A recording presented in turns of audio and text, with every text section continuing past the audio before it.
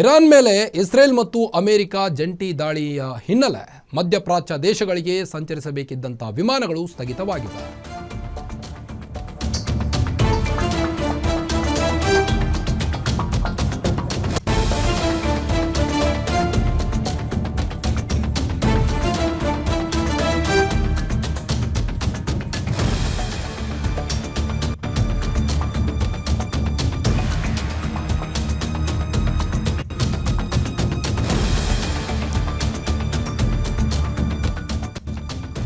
Israel ದಾಳಿಯಿಂದ Iran ತತ್ತರಿಸಿದ್ದು, ಕ್ಷಿಪಣಿ ದಾಳಿಗೆ ಇರಾನ್ನ ಕೆಲವೊಂದಿಷ್ಟು ಶಾಲಾ ಮಕ್ಕಳು ಕೂಡ ಬಲಿಯಾಗಿದ್ದಾರೆ. ಇದರ ಮಧ್ಯೆ ಇರಾನ್ ಮೇಲೆ ಇಸ್ರೇಲ್ ಮತ್ತು ಅಮೆರಿಕ ಜಂಟಿ ದಾಳಿ ಮಾಡಿರುವ ಹಿನ್ನೆಲೆ ಇದು ಮಧ್ಯಪ್ರಾಚ್ಯ ಪ್ರದೇಶಗಳಿಗೆ ಸಂಚರಿಸಬೇಕಿದ್ದಂಥ ವಿಮಾನಗಳು ಸ್ಥಗಿತಗೊಂಡಿವೆ. ಈಗ ಬೆಂಗಳೂರಿನಿಂದ ವಿದೇಶಕ್ಕೆ ತೆರಳಬೇಕಿದ್ದ 10 ವಿಮಾನ ರದ್ದಾಗಿವೆ. ಈಗಾಗಲೇ ಪ್ರಯಾಣಿಕರಿಗೆ ಏರ್ಲೈನ್ಸ್ ಮಾಹಿತಿ ನೀಡಿದೆ.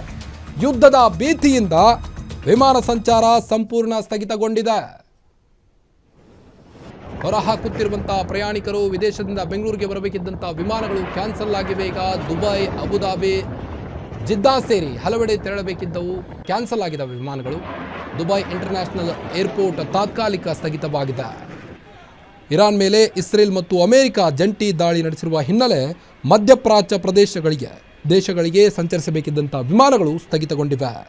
ಬೆಂಗಳೂರಿನಿಂದ ವಿದೇಶಕ್ಕೆ ತೆರಳಬೇಕಿದ್ದಂಥ 10 ವಿಮಾನ ರದ್ದಾಗಿವೆ. ಯುದ್ಧದ ಭೀತಿಯಿಂದ ವಿಮಾನ ಸಂಚಾರ ಸಂಪೂರ್ಣ ಸ್ಥಗಿತಗೊಂಡಿವೆ. ಏರ್ಪೋರ್ಟ್ನಲ್ಲಿ ಆಕ್ರೋಶವನ್ನು ಹೊರಹಾಕ್ತಾ ಇದ್ದಾರೆ ಪ್ರಯಾಣಿಕರು. ವಿದೇಶದಿಂದ ಬೆಂಗಳೂರಿಗೆ ಬರಬೇಕಿದ್ದಂಥ ವಿಮಾನಗಳು ಕ್ಯಾನ್ಸಲ್ ಆಗಿವೆ. ಈಗ ದುಬೈ, ಅಬುಧಾಬಿ, ಜಿದ್ದಾ ಸೇರಿ ಹಲವೆಡೆ ತೆರಳಬೇಕಿದ್ದವು ಕ್ಯಾನ್ಸಲ್ ಆಗಿವೆ. ಬೆಂಗಳೂರಿಗೂ ತಟ್ಟಿದೆ ಇಸ್ರೇಲ್ ಮತ್ತು ಇರಾನ್ ಯುದ್ಧದ ಎಫೆಕ್ಟ್. ಈಗ ವಿಮಾನ ಹಾರಾಟದಲ್ಲಿ ಭಾರಿ ವ್ಯತ್ಯಯವಾಗಿದೆ. ಇರಾನ್ ಮತ್ತು ಇಸ್ರೇಲ್ ಯುದ್ಧದ ಹಿನ್ನೆಲೆ ವಿಮಾನ ಹಾರಾಟದಲ್ಲಿ ವ್ಯತ್ಯಯ ಉಂಟಾಗಿದೆ. ಬೆಂಗಳೂರಿನ ಇಂಟರ್ನ್ಯಾಷನಲ್ ಏರ್ಪೋರ್ಟ್ನ ವೇಳಾಪಟ್ಟಿ ಕೂಡ ವ್ಯತ್ಯಯವಾಗಿದೆ. ಮಧ್ಯಪ್ರಾಚ್ಯ ಅಕ್ಷರಶಃ ರಣರಂಗವಾಗಿದೆ. ಇಸ್ರೇಲ್ ಇರಾನ್ ನಡುವಿನ ಭೀಕರ ಯುದ್ಧದಿಂದ ಮಧ್ಯಪ್ರಾಚ್ಯದಲ್ಲಿ ಉದ್ವಿಗ್ನತೆ ತೀವ್ರಗೊಂಡಿದೆ. ಇರಾನ್ ಮತ್ತು ಇಸ್ರೇಲ್ ನಡುವಿನ ಸಂಘರ್ಷದ ಪರಿಣಾಮ ಜಾಗತಿಕ ವಿಮಾನಯಾನ ಕ್ಷೇತ್ರದ ಮೇಲೂ ಈಗ ಪರಿಣಾಮ ಬೀರಿರುವಂಥದ್ದು. ಇರಾನ್ ಮತ್ತು ಇಸ್ರೇಲ್ ಯುದ್ಧದ ಹಿನ್ನೆಲೆ ವಿಮಾನ ಹಾರಾಟದಲ್ಲಿ ಭಾರಿ ವ್ಯತ್ಯಯ ಉಂಟಾಗಿದೆ. ಬೆಂಗಳೂರಿನ ಇಂಟರ್ನ್ಯಾಷನಲ್ ವಿಮಾನ ಏರ್ಪೋರ್ಟ್ ವೇಳಾಪಟ್ಟಿ ಕೂಡ ವ್ಯತ್ಯಯವಾಗಿದೆ. ಮಧ್ಯಪ್ರಾಚ್ಯದ ಹಲವು ಭಾಗಗಳಿಗೆ ಪ್ರಯಾಣಿಸುವಂಥ ಒಟ್ಟು 19 ವಿಮಾನಗಳ ಹಾರಾಟ ಕೂಡ ವ್ಯತ್ಯಾಸ ಉಂಟಾಗಿದೆ. ಇನ್ನು ಬೆಂಗಳೂರಿನಿಂದ ವಿದೇಶಕ್ಕೆ ತೆರಳಬೇಕಿದ್ದಂಥ 10 ವಿಮಾನಗಳು ರದ್ದಾಗಿವೆ.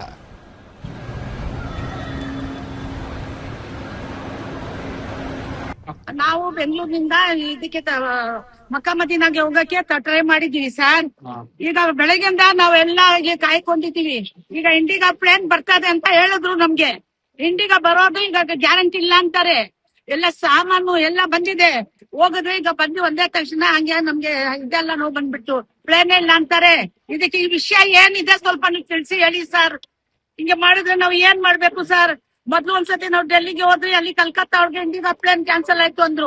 ಅದು 2 ತಿಂಗಳು ಆಗ್ಲಿಲ್ಲ. ಇಲ್ಲ ನಾವು ಅಜ್ಮೀರ್ಗೆ ಹೋಗಿ ಅಲ್ಲಿ ಡೆಲ್ಲಿಗೆ ಹೋಗ್ಬೇಕಿತ್ತು, ಆವಾಗ ಇಂಡಿಗಾ ಕ್ಯಾನ್ಸಲ್ ಆಯ್ತು. ಇವತ್ತು ತಿರ್ಗಾ ಇಂಡಿಗಾ ಕ್ಯಾನ್ಸಲ್ ಆಗಿದೆ. ಇಂಡಿಗಾ ಏನಾಗಿದೆ, ಯಾಕೋಸ್ಕರ ಸ್ವಲ್ಪ ನಮ್ಗೆ ವಿಚಾರಿಸಿ ಹೇಳಿ.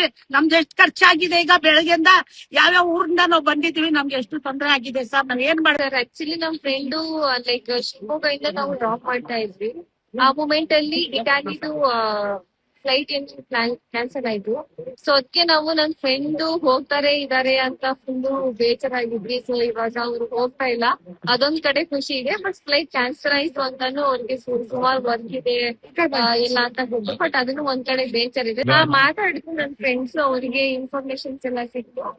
ಅದೇ ಕ್ಯಾನ್ಸಲ್ ಆಗಿದೆ, ಸಮ್ ವಾರ್ ಏನೋ ನಡೀತಾ ಇದೆ ಅಂತ ಹೇಳಿದ್ರು. ಸೊ ಅದಕ್ಕೆ ನಾವು ಮತ್ತೆ ಹೋಗ್ತಾ ಇದ್ದೀವಿ.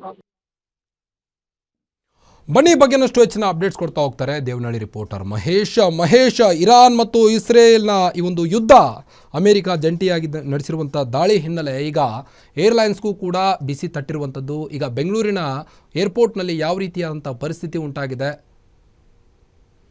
ಎಸ್ ಕಾರ್ತಿಕ್, ಏನು ಬೂದಿ ಮುಚ್ಚಿದ ಕೆಂಡದಂತಿದ್ದಂತಹ ಇಸ್ರೇಲ್ ಮತ್ತು ಇರಾನ್ ನಡುವಿನ ಸಂಘರ್ಷ ಈಗ ಸ್ಫೋಟ ಆಗಿರುವಂತದ್ದು.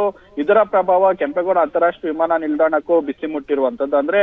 ಇಲ್ಲಿಂದ ಕೆಂಪೇಗೌಡ ಅಂತಾರಾಷ್ಟ್ರೀಯ ವಿಮಾನ ನಿಲ್ದಾಣದಿಂದ ಏನು ಮಧ್ಯಪ್ರಾಚ್ಯ ದೇಶಗಳಿಗೆ ಒಡಬೇಕಾಗಿದ್ದಂತ ಸುಮಾರು 10ಕ್ಕಿಂತ ಹೆಚ್ಚು ವಿಮಾನಗಳು ಈಗ ಹಾರಾಟ ಆಗದೆ ಸ್ಥಗಿತ ಆಗಿರುವಂತದ್ದು. ಈ ನೆಲೆಯಲ್ಲಿ ಏನು ಪ್ರಯಾಣ ಬೆಳೆಸಲಿಕ್ಕೆ ಬಂದಂತಹ ಏನು ಪ್ರಯಾಣಿಕರು ಏನಿದ್ದಾರೆ ಸಾಕಷ್ಟು ರೀತಿಯಾಗಿ ಪರದಾಟ ಅನುಭವಿಸ್ತಾ ಇರುವಂತದ್ದು. ಅಂದ್ರೆ ಏನು ಅಬುದಾಬಿ ಮತ್ತೆ ದುಬೈ ಮತ್ತೆ ಮದೀನಾ ಇತರ ಪ್ರಾಂತ್ಯಗಳಿಗೆ ಪ್ರಯಾಣ ಬೆಳೆಸಲಿಕ್ಕೆ ಬಂದಂತ ಏನು ಪ್ರಯಾಣಿಕರು ಏನಿದ್ದಾರೆ ತಮ್ಮ ಅಳಲನ್ನ ತೋಡ್ಕೊಳ್ತಾ ಇರುವಂತದ್ದು. ಅಂದ್ರೆ ಪ್ರಯಾಣ ಬೆಳೆಸಲಿಕ್ಕೆ ಬಂದಂತ ಪ್ರಯಾಣಿಕರು ಏನಿದ್ದಾರೆ ವಿಮಾನ ಹಾರಾಟ ಸ್ಥಗಿತ ಆಗಿದೆ ಅಂತ ಹೇಳಿ ಏನು ಏರ್ಪೋರ್ಟ್ ಸಿಬ್ಬಂದಿ ಹೇಳಿರುವಂತದ್ದು. ಆದ್ರೆ ಈ ಮಾಹಿತಿ ನಮ್ಗೆ ಮೊದ್ಲೇ ಇರ್ಲಿಲ್ಲ, ಇಲ್ಲಿ ಬಂದ ನಂತರ ನಮ್ಗೆ ಈ ಮಾಹಿತಿ ಸಿಗ್ತಾ ಇದೆ ಅಂತ ಹೇಳಿ ಸಾಕಷ್ಟು ರೀತಿಯಲ್ಲಿ ಆಕ್ರೋಶವನ್ನ ವ್ಯಕ್ತಪಡಿಸ್ತಾ ಇದ್ರು. ಆದ್ರೆ ಏರ್ಪೋರ್ಟ್ ಸಿಬ್ಬಂದಿ ಏನಿದೆ, ಆಡಳಿತ ಮಂಡಳಿ ಏನಿದೆ, ಮತ್ತೆ ಏನಿದೆ ಇರಾನ್ ಮತ್ತೆ ಇಸ್ರೇಲ್ ನಡುವೆ ಏನು ಯುದ್ಧ ಆಗ್ತಿದೆ. ಈ ನೆಲೆಯಲ್ಲಿ ನೀವು ಯಾವ ಏರ್ಲೈನ್ಸ್ ಅನ್ನ ಬುಕ್ ಮಾಡಿದ್ದೀರಿ ಅದರ ಬಗ್ಗೆ ಮಾಹಿತಿ ಪಡೆದುಕೊಂಡು ಮತ್ತೆ ಸಹಾಯವಾಣಿಯನ್ನ ಸಹ ಪಡೆದುಕೊಂಡು ಅದರಿಂದ ಮಾಹಿತಿ ಪಡ್ಕೊಂಡು ನೀವು ಏರ್ಪೋರ್ಟ್ಗೆ ಬರ್ಬೇಕಂತೇಳಿ ಏನೋ ಸುತ್ತಲೆಯನ್ನು ಸಹ ಹೊಡಿಸಿತ್ತು. ಈ ನೆಲೆಯಲ್ಲಿ ಅವ್ರಿಗೆ ಯಾವುದೇ ರೀತಿಯಾದಂತ ಮಾಹಿತಿ ದೊರಕದ ಹಿನ್ನೆಲೆಯಲ್ಲಿ ನೇರವಾಗಿ ಏರ್ಪೋರ್ಟ್ಗೆ ಬಂದು ಹರಸಾಹಸ ಪಡ್ತಾ ಇರುವಂತದ್ದು. ಕಾರ್ತಿಕ್. ಓಕೆ, ಥ್ಯಾಂಕ್ ಯು ತಮ್ಮೆಲ್ಲ ಮಾಹಿತಿಗಾಗಿ ಮಹೇಶ್.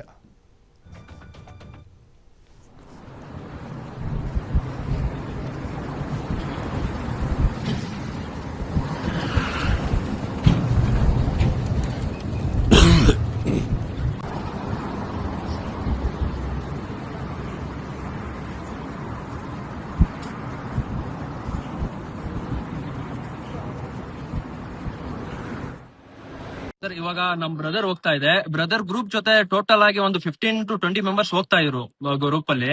ಇವಾಗ ಏನಾಗಿದೆ ಅಂದ್ರೆ ಅಪ್ಡೇಟ್ ನಮಗೆ ಸಿಕ್ಕಿರೋದು 6 ಗಂಟೆಗೆ ಅಪ್ಡೇಟ್ ಸಿಕ್ತು. ಈ ತರ ಬೆಂಗಳೂರು ಟು ಜಿದ್ದಾ ಈ ತರ ಕ್ಯಾನ್ಸಲ್ ಆಗಿದೆ. ಯಾವ ಫ್ಲೈಟ್ ಕ್ಯಾನ್ಸಲ್ ಆಗಿದೆ ಅಂದ್ರೆ ಇಂಡಿಗೋ, ಆಕಾಶ ಏರೋ ಮತ್ತೆ ಏರ್ ಇಂಡಿಯಾ 3 ಫ್ಲೈಟ್ ಅನ್ನು ಕ್ಯಾನ್ಸಲ್ ಆಗಿದೆ ಅಂತ ನಮಗೆ ಅಪ್ಡೇಟ್ ಸಿಕ್ತು. ಮೇನ್ ರೀಸನ್ ಏನಂದ್ರೆ ಇರಾನ್ ಮತ್ತೆ ಇಸ್ರಾಯಲ್ ಏನ್ ಬಾಂಬ್ ಅಲ್ಲಿ ಇವಾಗ ಏನ್ ಅದು ಸಿಚುಯೇಷನ್ ನಡೀತಾ ಇದೆ ಅಲ್ಲಿ, ಅದರಿಂದ ಮೇನ್ ರೀಸನ್ ಇವರು ಫ್ಲೈಟ್ ಕ್ಯಾನ್ಸಲ್ ಮಾಡಿರೋದು ಕಾರಣ ತೋರಿಸ್ತಾ ಇದ್ದಾರೆ. ಇವಾಗ ಮುಂದೆ ಏನಾಗುತ್ತೆ ಏನಿಲ್ಲ ಅಂತಾನು ಇವ್ರೇನು ಅಪ್ಡೇಟ್ ಇವಾಗಿಂತ ಏನು ಮಾಡ್ಲಿಲ್ಲ. ಸುಮಾರು ನಾವು 1.5 ಗಂಟೆಯಿಂದ 2 ಗಂಟೆವರೆಗೂ ಇಲ್ಲಿ ಕಾಯ್ತಾ ಇದೀವಿ. ನಮ್ ಗ್ರೂಪ್ ಇಂದ ಇವಾಗ ಕರ್ಕೊಂಡು ಹೋಗ್ತಾ ಇರೋದು ಅವರು ಇನ್ನ ಅವ್ರಿಗೂ ಪಾಪ ಏನು ಅಪ್ಡೇಟ್ ಸಿಕ್ಕಿಲ್ಲ. ಏನ್ ಹೇಳ್ತಾ ಇದ್ದಾರೆ ಅಂದ್ರೆ ಅದೇ ಬರೀ ಕ್ಯಾನ್ಸಲ್ ಆಗಿದೆ ಅಂತ ತೋರಿಸ್ತಾ ಇದಾರೆ ಅಷ್ಟೇ. ಇವರು ಸರ್ ಉಮ್ರಾಗ್ ಹೋಗ್ತಾ ಇದ್ರು ಎಲ್ಲ. ಟೋಟಲ್ 15 to 20 ಮೆಂಬರ್ಸ್ ಗ್ರೂಪ್ ಇದೆ ಇದು. ಎಲ್ಲರೂ ಪಾಪ ಇವರ ಓವರ್ ಆಲ್ ನಾನ್ ಕೇಳ್ದಂಗೆ ಕರ್ನಾಟಕದಿಂದ 400 ಜನ ಹೋಗ್ತಾ ಇದಾರೆ ಅಂತ ನಾನ್ ಕೇಳ್ಕೊಂಡೆ. ಇವಾಗ 400 ಜನ ಅಂತೂ ಪಾಪ ಇವಾಗ ಏನಾಗಿದೆ ಅಂದ್ರೆ ಎಲ್ಲಾ ಪ್ರಾಬ್ಲಮ್. ಇವಾಗ out of country, Gulf country ಏನಾಗಿದೆ ಅಂದ್ರೆ ಎಲ್ಲಾ ಫ್ಲೈಟ್ಸ್ ಕ್ಯಾನ್ಸಲ್ ಆಗಿದೆ ಅಂತ ತೋರಿಸ್ತಾ ಇದ್ದಾರೆ. ನಿಮ್ಮೂರಿನಿಂದ ವಿಶ್ವ ಮಟ್ಟದವರೆಗೆ ರಾಜಕೀಯ, ಸಿನಿಮಾ, ಸ್ಪೋರ್ಟ್ಸ್ ಯಾವ ಸುದ್ದಿಯೂ ಮಿಸ್ ಆಗಲ್ಲ. ಬರೀ ಸುದ್ದಿಯಷ್ಟೇ ಅಲ್ಲ, ಜೊತೆಯಲ್ಲೇ ಇರುತ್ತೆ ವಿಶ್ಲೇಷಣೆ. ಗ್ಯಾರಂಟಿ ನ್ಯೂಸ್ನ ಸಬ್ಸ್ಕ್ರೈಬ್ ಮಾಡಿ, ಫಾಲೋ ಮಾಡಿ, ಕ್ಷಣ ಕ್ಷಣದ ಅಪ್ಡೇಟ್ಸ್ ಪಡೆಯಿರಿ.